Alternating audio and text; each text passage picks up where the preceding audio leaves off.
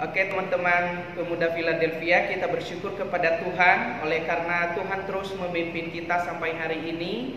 Dan kami tetap berharap untuk teman-teman agar tetap mengikuti protokol kesehatan dan juga berdoa supaya wabah ini akan segera berlalu. Dan juga di masa-masa yang akan datang nanti kita boleh berkumpul kembali di dalam persekutuan kita.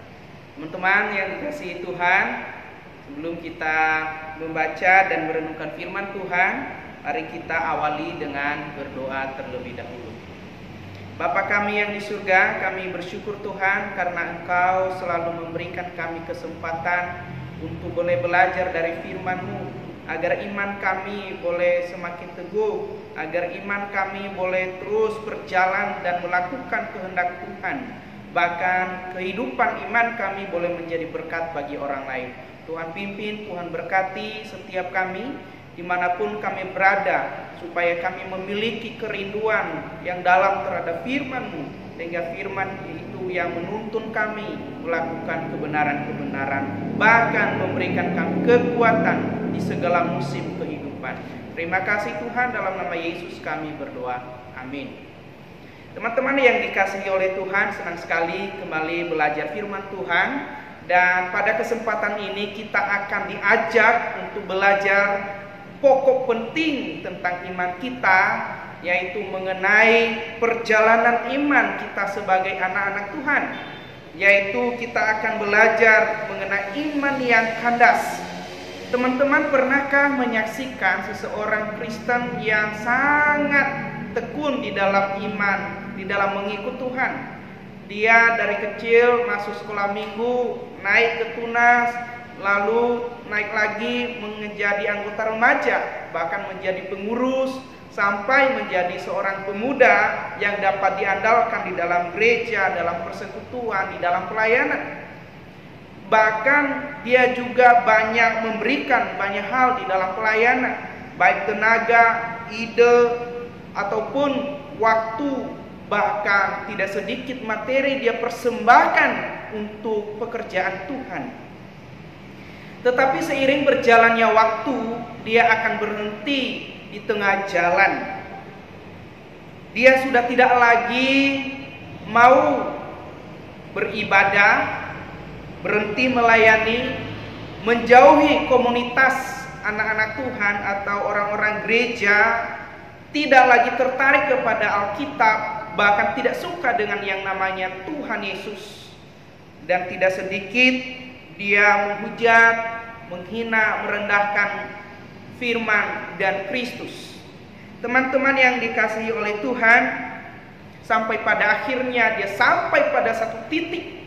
Bukan saja dia tidak lagi bergereja, mungkin dia pindah keyakinan, atau dia mengatakan Tuhan itu tidak ada. Sehingga ia berada pada satu titik di mana imannya menjadi kandas. Teman-teman yang dikasihi oleh Tuhan, pesan moral buat kita, ketika kita bertemu dengan orang seperti ini, teman gereja yang mengalami hal ini, kita tahu bahwa dia sedang berada dalam satu masalah.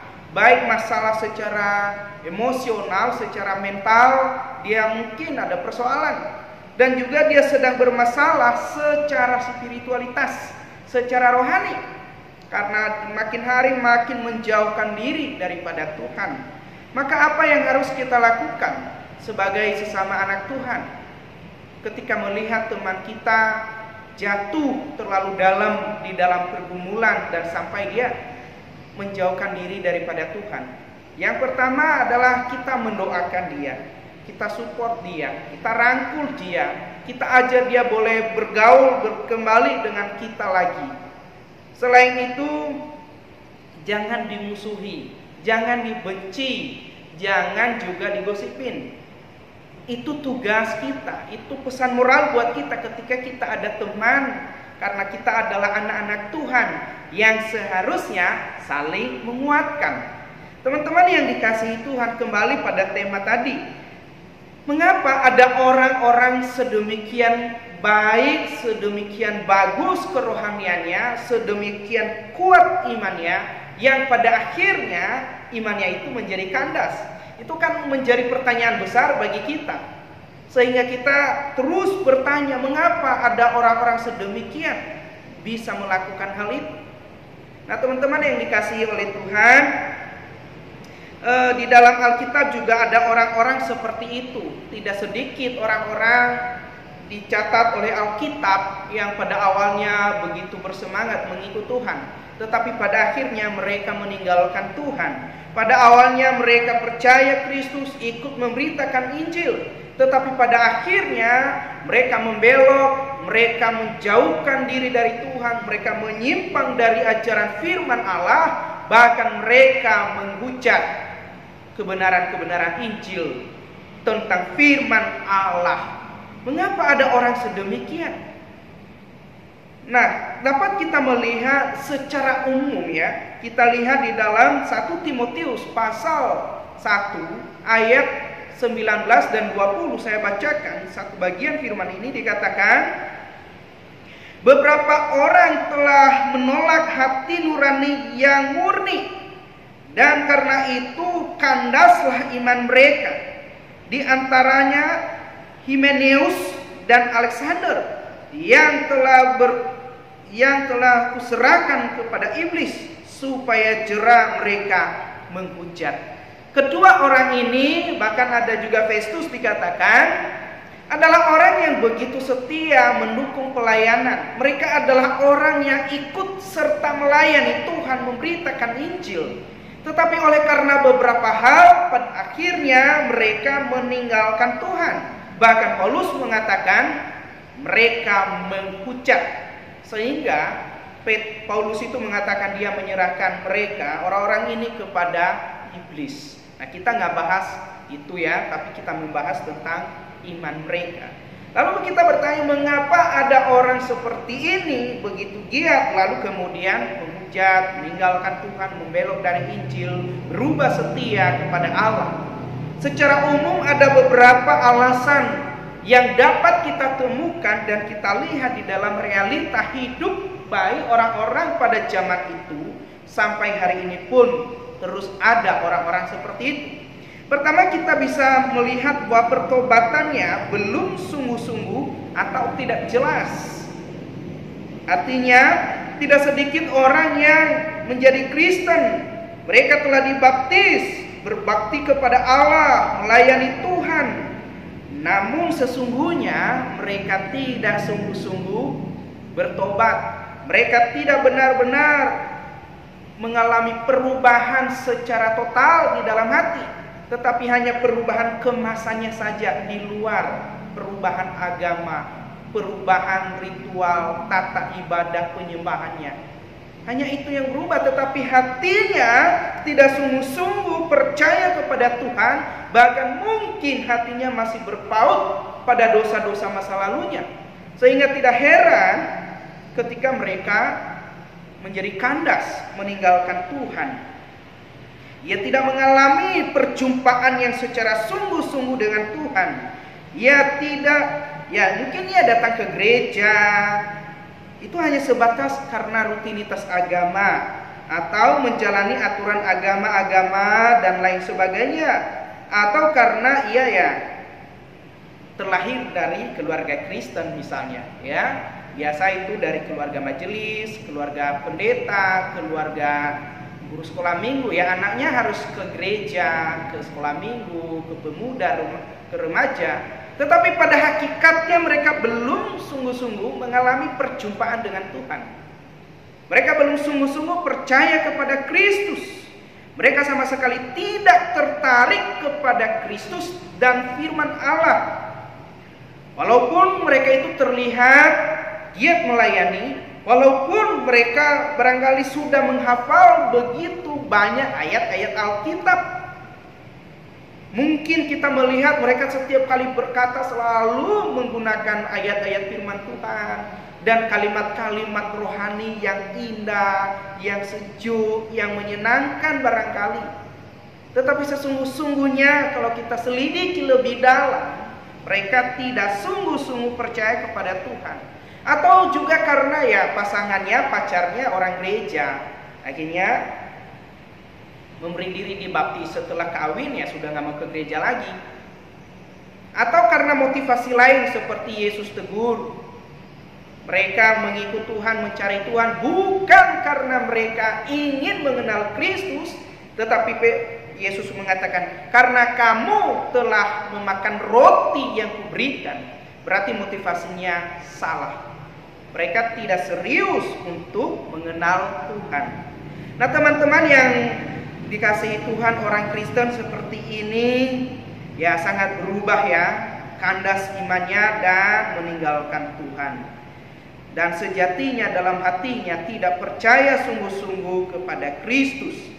Nah, oleh karena itu kiranya kita saat-saat ini kembali diingatkan oleh Tuhan. Saya tidak menghakimi teman-teman, mengatakan Anda tidak bertobat secara sungguh-sungguh. Tetapi lewat firman ini saya mengingatkan setiap kita, termasuk saya dan teman-teman sekalian. Ya, apakah kita sudah sungguh-sungguh percaya kepada Tuhan enggak? Ya, apakah semua yang kita lakukan karena hanya untuk mencari hal yang menyenangkan buat kita?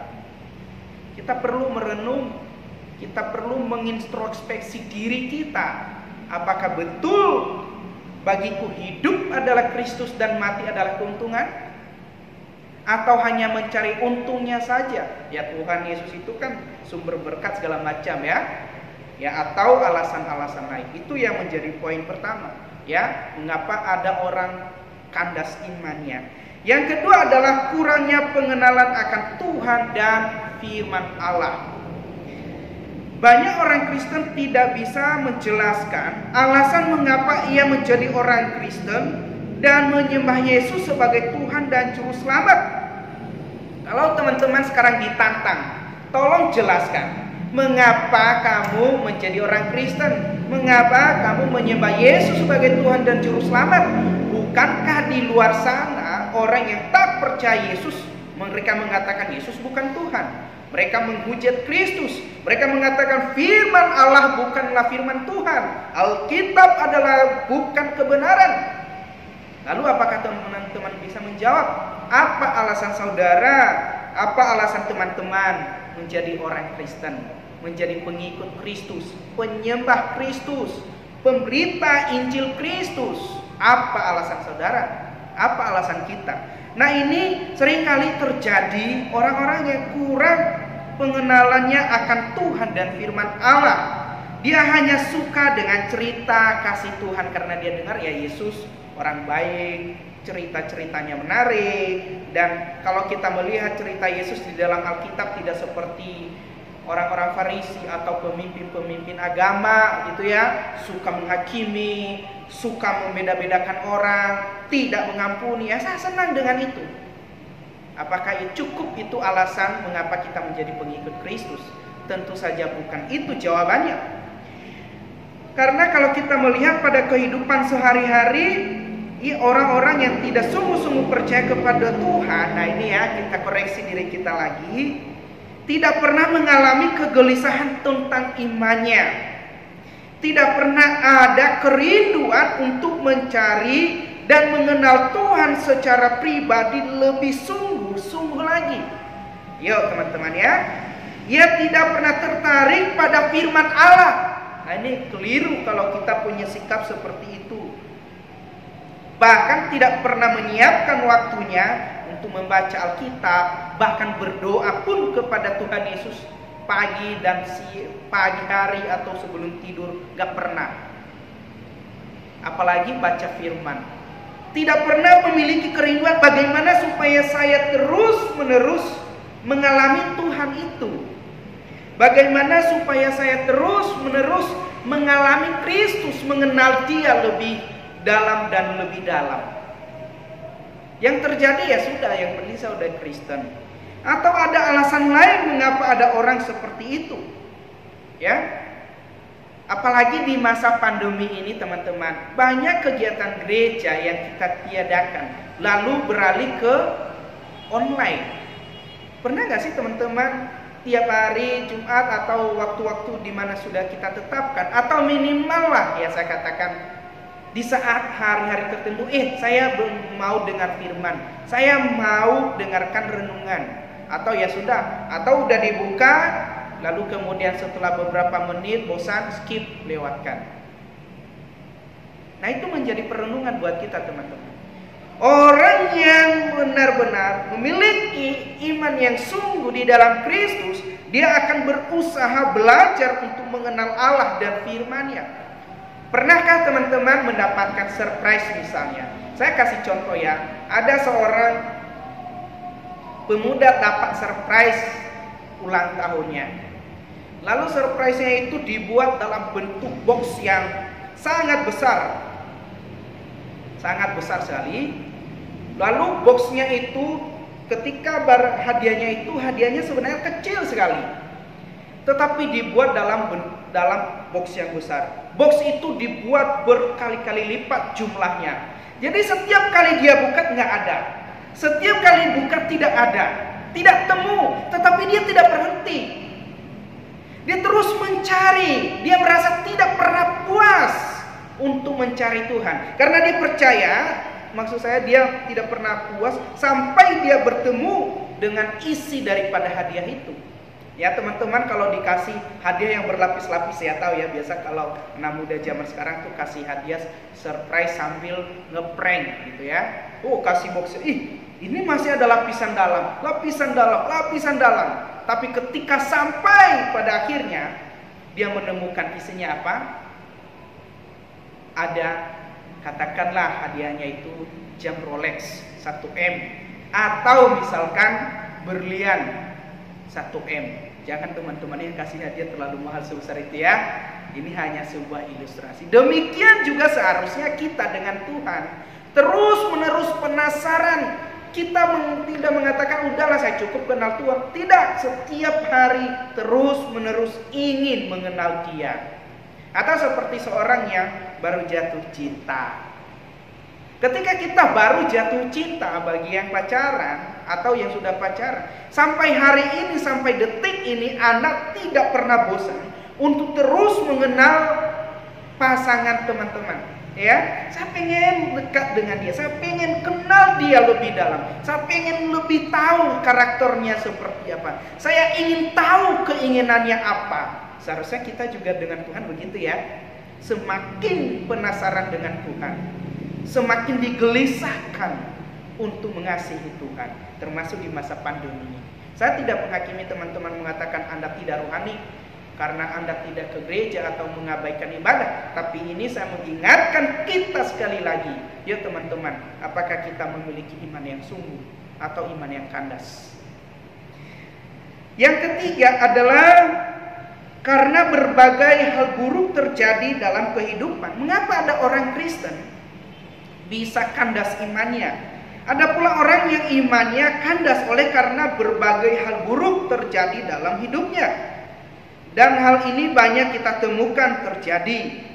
Pada awalnya imannya baik, kerohaniannya bagus, semangat pelayanan luar biasa. Ada juga orang yang suka berdoa, tetapi Tuhan tidak berkenan untuk mengabulkan. Mungkin Tuhan belum waktunya, atau memang Tuhan tidak menghendaki yang dia minta. Atau ada orang yang sudah jatuh, bangkrut, miskin, susah, kehilangan harta. Atau ada penyakit yang tidak kunjung sembuh, seperti Paulus misalnya. Tapi Paulus tetap setia. Bahkan dia meminta kepada Tuhan, tapi Tuhan mengatakan tidak. Tetapi Paulus tidak berubah setia kepada Tuhan. Atau ada pula karena berbagai tantangan-tantangan hidup. Akhirnya apa yang terjadi? Dia meninggalkan Tuhan. Akhirnya apa yang terjadi? Dia tidak lagi setia kepada Tuhan. Nah teman-teman, ada banyak hal. Atau juga karena ada orang Kristen jatuh di dalam dosa. Jatuh dalam dosa bukan saja karena dosa-dosa yang fatal, tetapi melakukan dosa misalnya jatuh di dalam dosa, lalu kemudian akhirnya dia merasa bersalah, dan ya sudah, Tuhan gak mengampuni saya, udahlah habislah hidup saya. Orang-orang gereja, teman-teman komunitas pasti ngomongin saya. Ya, selalu isi pikiran kita ketika kita jatuh di dalam dosa, apa? Hal negatif. Padahal belum tentu. dan apalagi Tuhan tidak pernah negatif dengan kita. Ya.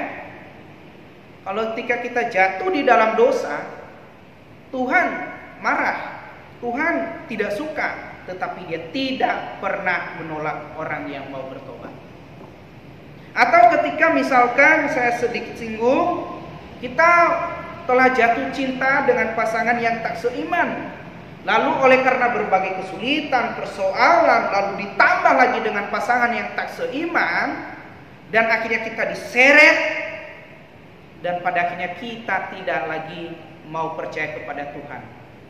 Iman kita menjadi kandas, iman kita menjadi lemah, bahkan kita tidak memiliki relasi yang baik dengan Tuhan. Nah teman-teman, ini juga menjadi peringatan buat kita. Yang terakhir adalah karena terpengaruh oleh ajaran sesat atau teologi yang salah.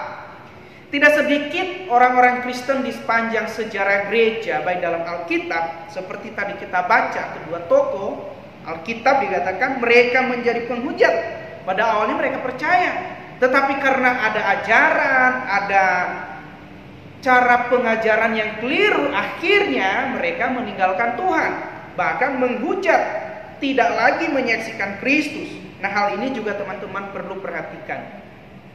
Belajar firman Tuhan itu baik dan memang suatu keharusan bagi seorang anak Tuhan.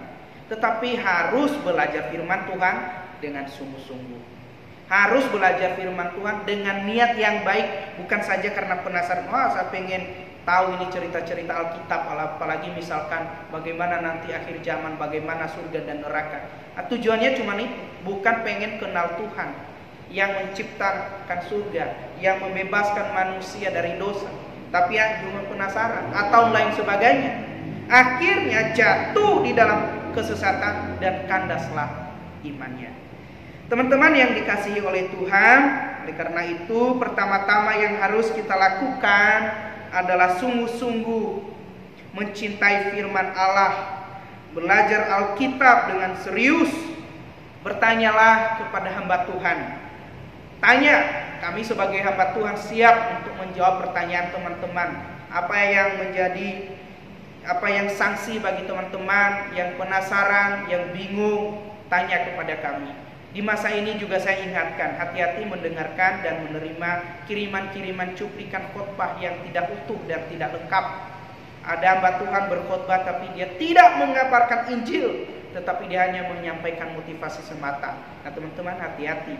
Nanti ketika kamu sudah terlanjur cinta terhadap ajarannya itu, suatu waktu kamu disesatkan, kecewa, marah, dan meninggalkan Tuhan. Kenapa? Karena sudah tertipu dengan ajaran-ajaran yang tidak sungguh-sungguh didasarkan firman Allah. Nah teman-teman yang dikasihi oleh Tuhan, lalu bagaimana jika sudah terlalu jauh, terlanjur jatuh dalam dosa, menyangkal Tuhan, meninggalkan Tuhan, tidak lagi ikut bersekutu, tidak mau beribadah lagi, tidak mau berkomunitas dengan orang-orang gereja lagi? Apakah kita benar-benar dibuang Tuhan? Kabar baiknya adalah tidak. Tuhan tidak pernah membuang orang berdosa. Tuhan tidak pernah meninggalkan orang berdosa. Bahkan Tuhan yang berinisiatif mencari kita orang berdosa.